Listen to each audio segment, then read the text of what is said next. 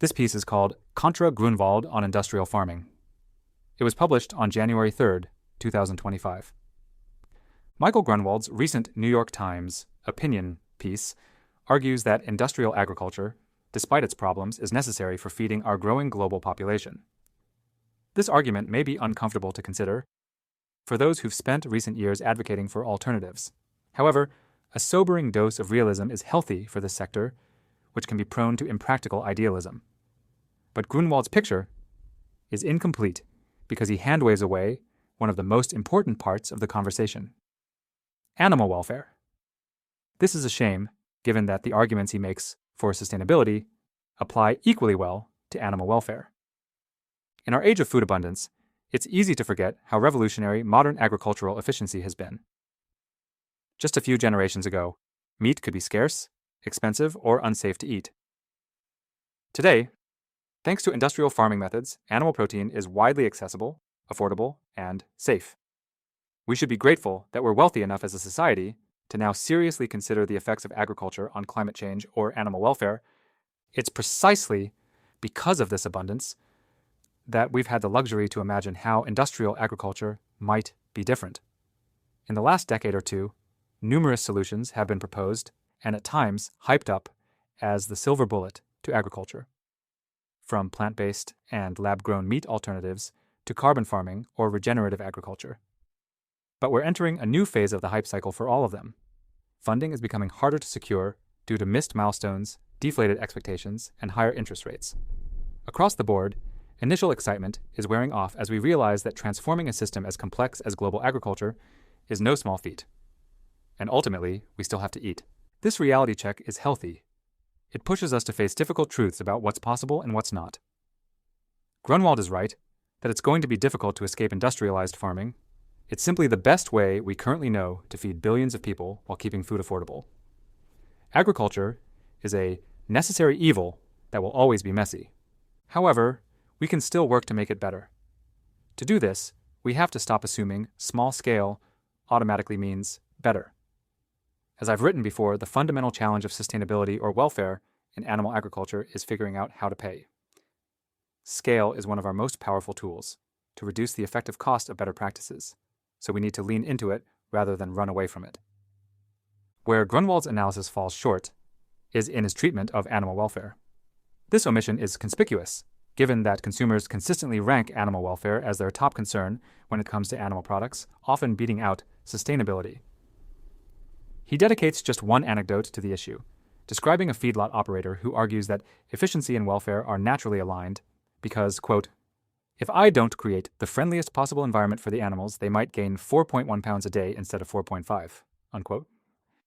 This severely oversimplifies a complex issue. While efficiency and welfare align in some aspects, they are in tension in others. One area of alignment is in animal health.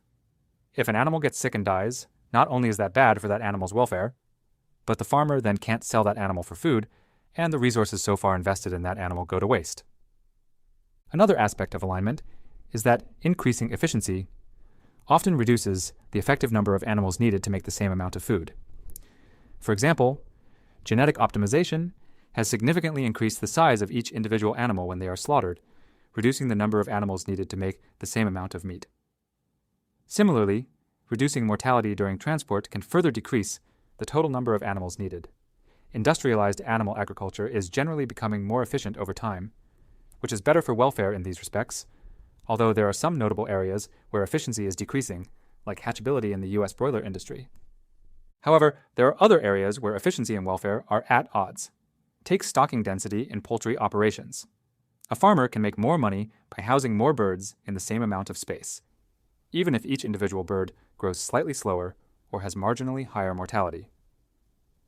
The birds have less space to move and exhibit natural behaviors, and more animals means that less attention can be given to the welfare of each individual. This creates a direct trade-off between profit and welfare that has to be acknowledged. Or consider male chick culling in the egg industry. Specialization in the breeds of birds we use for meat versus eggs has meant that males of the layer breed serve no economic purpose because they can't lay eggs and aren't good enough at gaining weight for meat production. As a result, they're killed on the first day of life. In other words, increases in efficiency in the poultry sector caused one of the biggest welfare issues in the egg industry.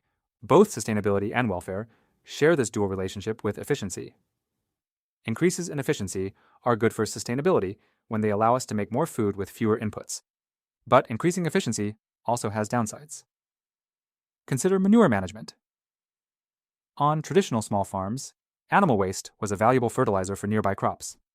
But industrial-scale animal farming concentrates vast numbers of animals in one location, producing far more manure than nearby land can absorb.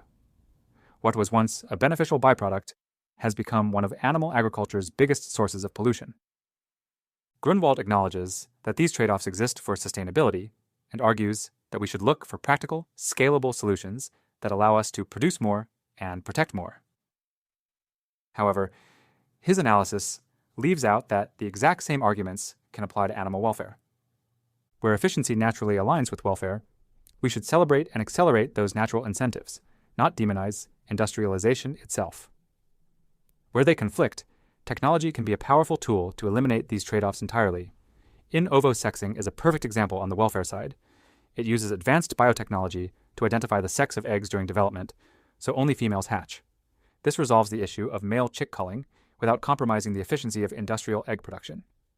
Similar opportunities exist throughout animal agriculture, from precision livestock farming that can monitor individual animal health in large operations, to new animal stunning technologies that can make slaughter more humane at large scales. There's an underlying pessimism in Grunwald's realism. It's disappointing that we can't conjure a better agricultural system into existence through sheer excitement and idealism. But there's also optimism. When we stop chasing impossible ideals of a perfect food system, we can start building a better one.